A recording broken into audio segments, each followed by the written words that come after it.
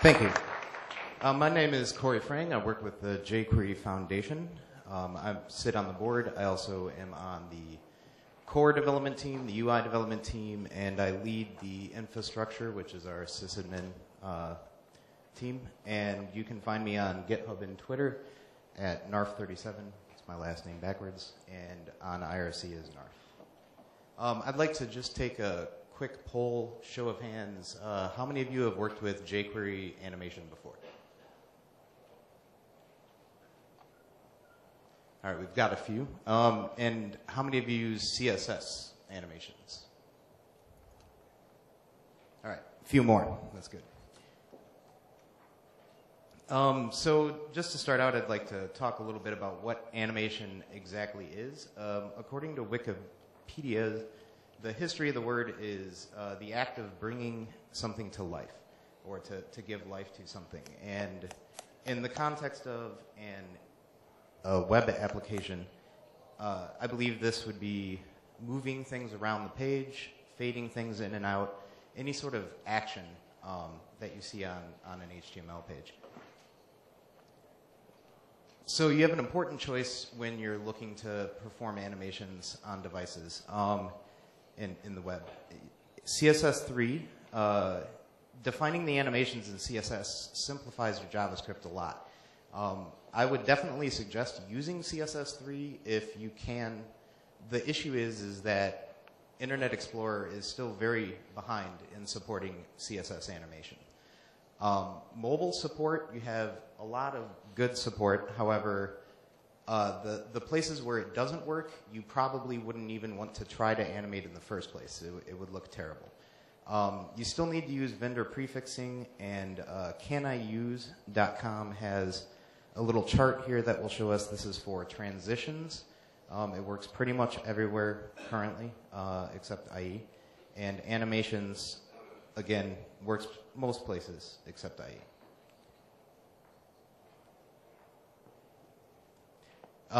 With jQuery, you will get older browser support.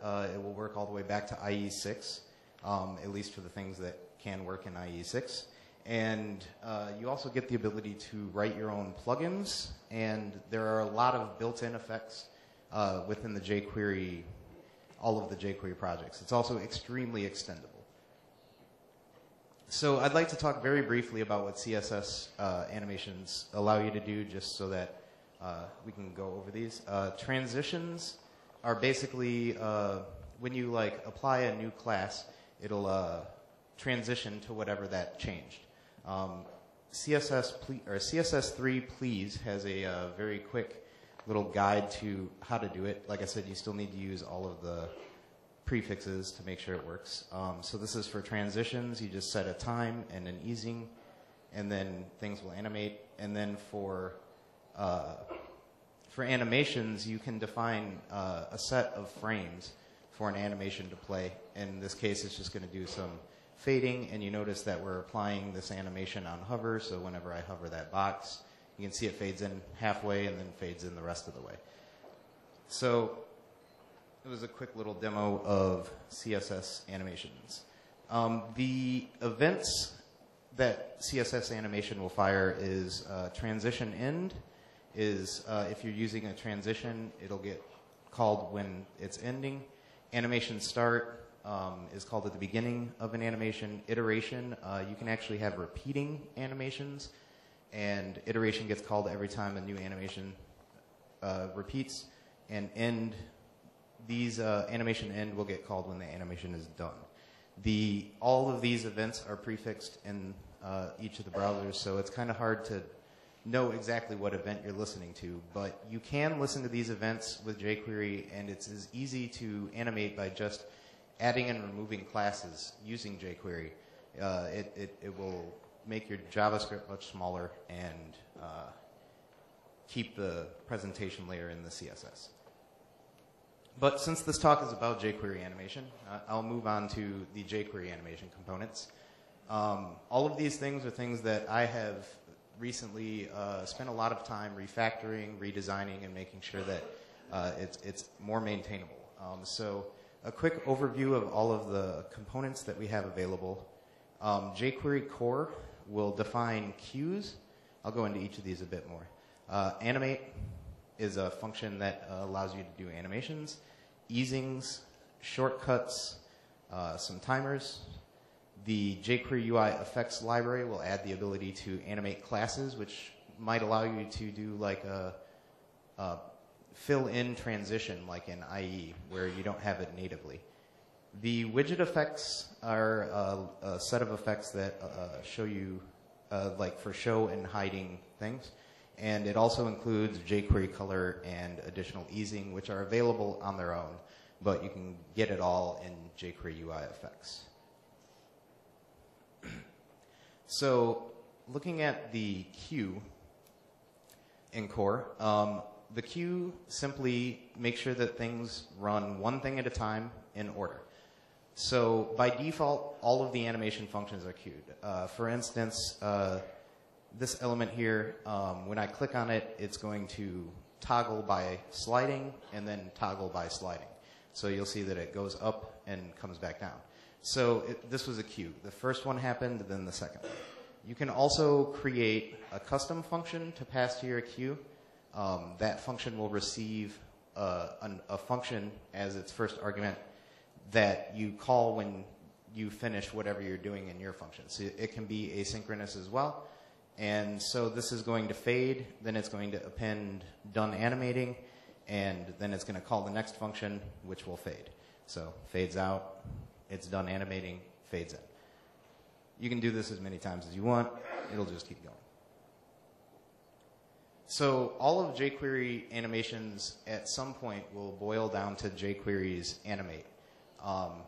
It's a very simple signature. You give it a list of properties that you want to animate, an object, and you give it another object with the options for the animation. There are some other ways to call this that I'll cover later.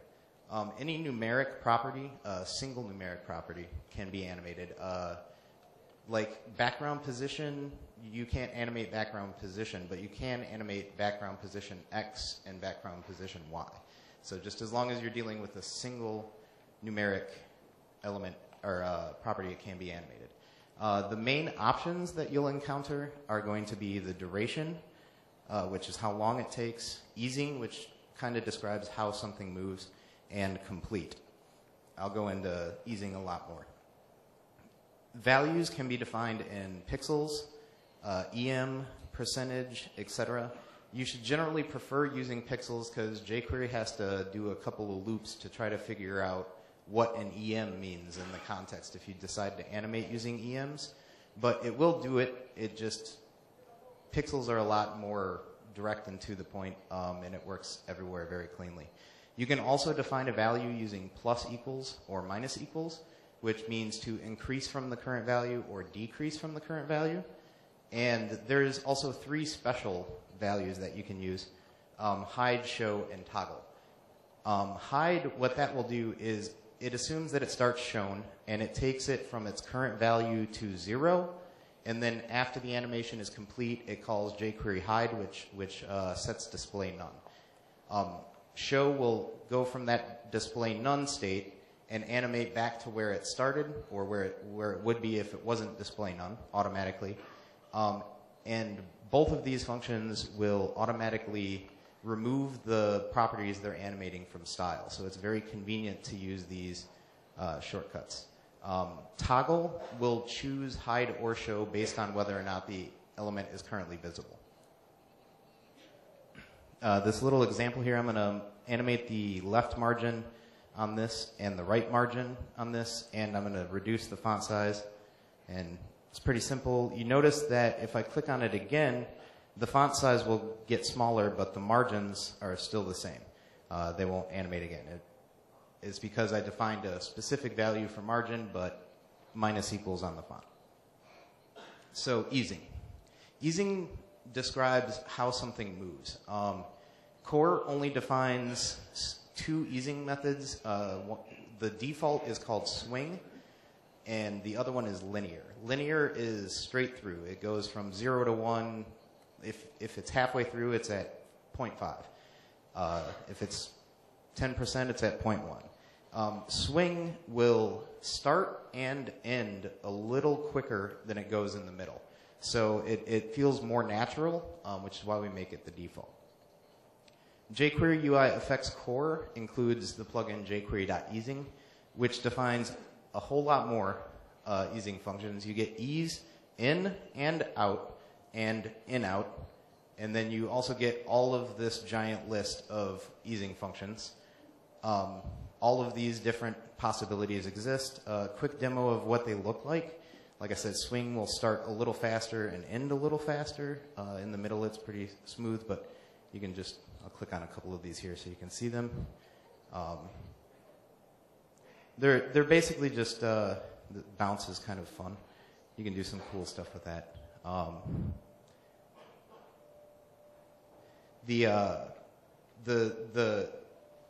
The easing allows you to describe motion without having to be like animate down here, then back up here, then back down here, then back.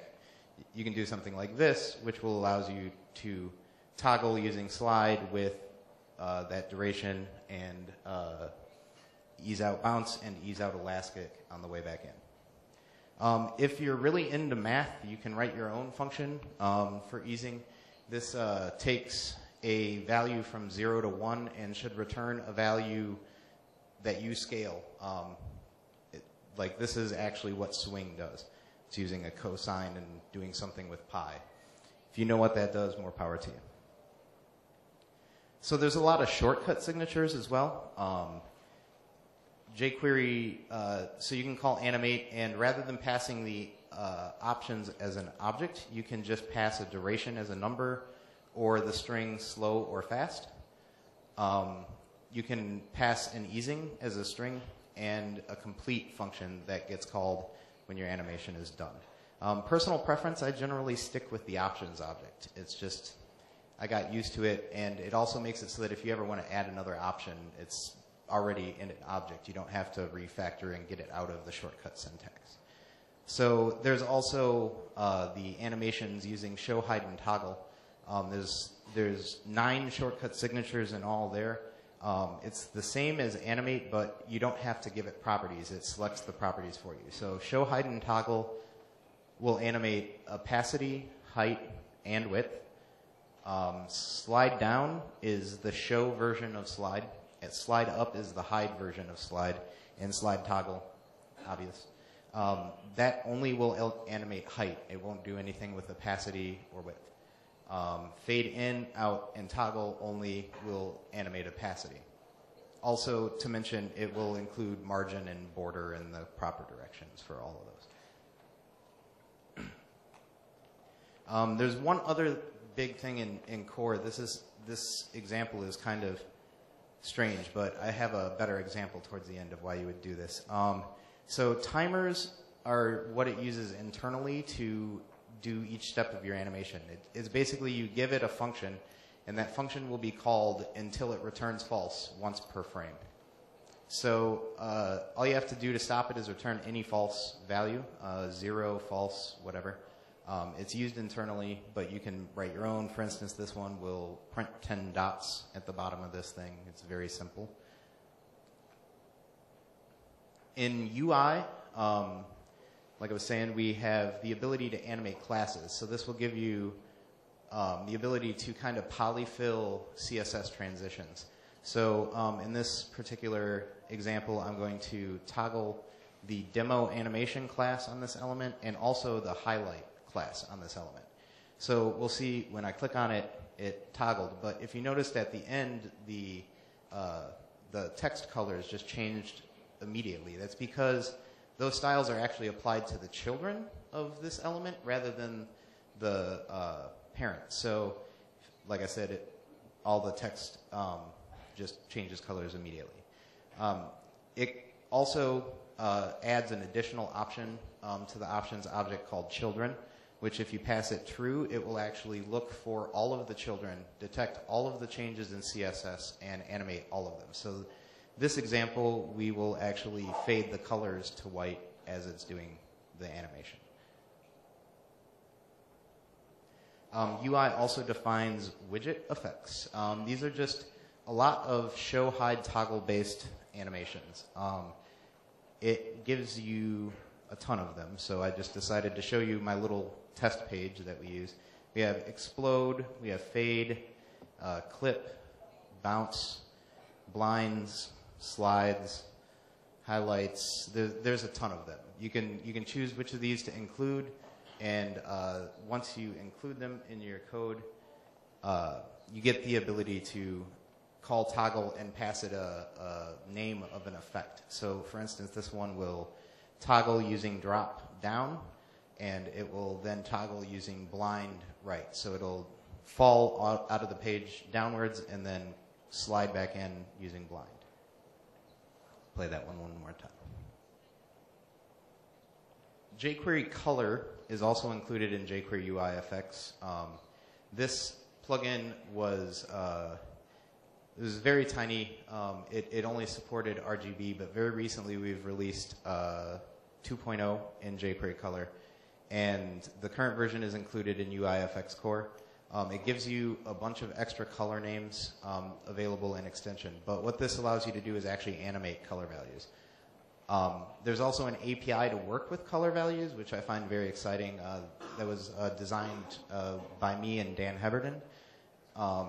Basically, this demo will animate to this background color, and then it will desaturate it.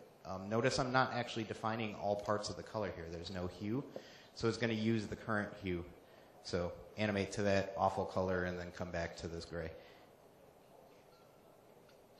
There's a lot more that you can do with jQuery color. I would suggest going and looking at it on the GitHub page. So going a little beyond just the basics that are included, I'd like to share with you some tips about animation and common issues and solutions that I see, and also let you know that there are more things you can do with animations. So the first tip I have for you is that JavaScript timers are not perfect. Don't rely on them to always be called at the right time. For instance, this animation might take 1,005 milliseconds instead of 1,000. It's very hard to determine that, and it could cause problems if you were doing something very timing sensitive, that this might get called before times. The problem here is that we're using this set interval. The solution is to always use a callback on your animations. So in this example, I'm using the callback signature, and when this element finishes animating, it will go to the next queue, which says in 2 more seconds after you finished animating, advance to the next slide. So we have this slide animation down here, and then it just starts it up. So always use the callback. You'll thank me later. The second tip is that cues can actually get in the way. So imagine that this was an animation you were doing on like menu hover, and somebody came to your website and went across a couple different menu items, and then you end up with, what's happening here is we just queued up a bunch of fades, and it's just going to keep going in and out and in and out, and it's really not very usable. So there is actually a very simple solution to this that we landed in 1.7. However, when we did the rewrite in 1.8, it broke, sadly, and I did not determine that it broke until I was writing this slide. So I landed the fix for it in 1.8, but you just call stop, and you notice if I take my mouse off of it while it's fading out, it switches directions and fades back in. This is generally what you would want for that type of animation. This only works with toggle animations, so toggle, fade toggle, and slide toggle. It's actually pretty hard to implement, but if you could implement it yourself as well. The stop method takes 2 arguments. The first argument, they're both Booleans. The first argument tells you whether or not to clear the rest of the queue or just the current animation. And the second argument tells you whether or not to go to the end of the current animation or just stop where it is. So a couple of quick tips. Animations write to the style property on the element. So that means if you add a class via CSS later, that would change the properties you've been animating. In CSS, the style on the element wins, so you might have to actually remove the value that it set at the end and apply a class. That's what like show, hide, and toggle do. It's very useful to do that. Also, there is a call to the callback for every element that has been animated. So if you're animating 10 things at once, you will get 10 callbacks from that for complete. As long as you know about this, you won't be surprised by it, hopefully, and it'll work nice for you. Another tip is don't abuse animations. A friend of mine once described this website we were looking at, had a lot of animations. He described it as dancing baloney, which seems very pointless. Not much going on. Usability is always more important. So be very careful about not making your animations take too long. A lot of the durations I've used in this presentation are just so that you can see what's happening. I would suggest shorter durations, very quick animations to make usability the important thing. Also, animating table cells is a pain. And doing anything with tables in layout and CSS is pretty terrible. So I would try to avoid even attempting it if I were you. So now, after the 1.8 rewrite, there are a lot of features added to jQuery core that allow you to extend it and do extra things. There is a document that I wrote. It's a gist. This link here will take you to it.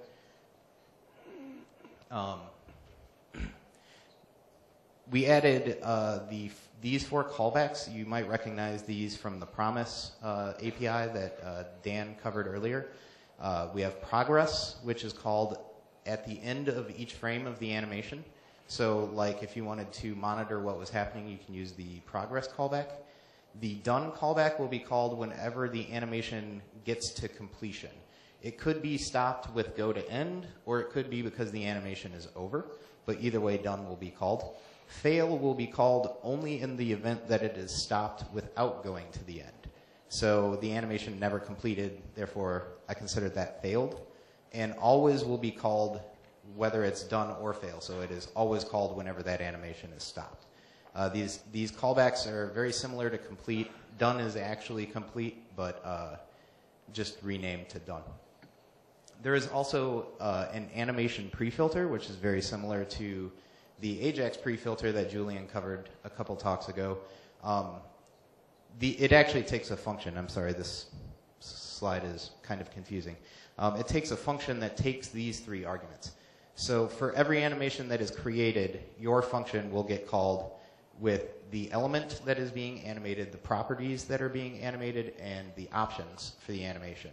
You have a chance to modify any of these before sending it back to the jQuery to actually complete the animation. This means that you could create your own options that do something special in your tool or some other place where you can actually catch all of the animations before they even start. Oh, there's actually a 5th callback called start, which is another one that's called right before the first frame. There are also property hooks, the tweening property hooks. Basically, this allows you to define any property that, as long as you can tell it how to get the current value and how to set a value, you can animate anything with it. I have a quick demo for this. We're using a jQuery UI slider here. The slider acts pretty normal, but down here I have this property hook, and I'm just going to animate slider value. You notice slider value is there, and slider value is here. But if I click this a few times, we should get a couple of bouncing animations because I'm using the bounce easing. You could do a lot of cool stuff just by thinking a little bit about what to get and set and extend it that way. You can also animate objects. They don't have to be HTML elements. They don't have to be DOM nodes. I'm going to show this to you in JS Ben real quick. This is a demo that I worked on for a little bit right after 1.8 came out. Someone else started it originally, and I just kind of took it and ran. So this is using a canvas right here. We are creating a canvas and giving it its width and height and getting the context for the canvas. I don't know if any of you are familiar with the Canvas API, but it's pretty straightforward. This function here is called clear. It literally clears the element, and it returns 1. The reason it returns 1 is because it's being used in jQuery FX timer. And if the timer ever returns false, or something that is falsely like undefined, we will notice that it doesn't actually clear. So we end up with just drawing a bunch of lines across the screen. Since this timer function is queued first, it will always be called first in every frame. So we're setting that up as the first thing. So each of these things that's animating over here is a thing that we are creating with a constructor function and assigning it a random x and y position. And it's going to have a width and height of 6 to start with, and we are just assigning it a random color. To draw this thing, we're going to set the canvas's fill style to the color that we chose, and we're going to fill the rectangle from x and y with width and height. The last function defined on the thing's prototype is called go, and this function, whoa, I don't know what I did. I hit tab. This last function is going to assign a new random width from 0 to 20, and it's going to animate to a new random position, x and y. We can make it so that they never animate y, for instance. So these will just slide left and right instead of all over the place. Width and height. And we're animating, remember, a plain JavaScript object that has this prototype. This isn't a DOM node. It doesn't exist in the DOM. So this is very powerful. We're going to give it a random duration, and after each frame of the animation, we're going to call draw, which actually paints it onto the canvas. And whenever it's done animating, we're going to call go. So if I comment out the done, you'll notice that they all animate once, and then they kind of disappear because they're not being drawn anymore. And if I comment out the progress handler, you'll notice it's just going to be a black screen if it ever finishes loading. So the last thing that happens in this demo is we're going to create 200 things and go. So there's a couple more things that you can do with this. Just because it is a jQuery animation, we can add easing. So we can do ease out bounce. And that'll make all of these things start bouncing all over the place instead of just sliding directly. This is very powerful to just look at easing functions and see if any of them describe the motion that you're looking for. And if none of them do, find someone who knows how to write it, and it'll work really well for you. You can do a lot with this.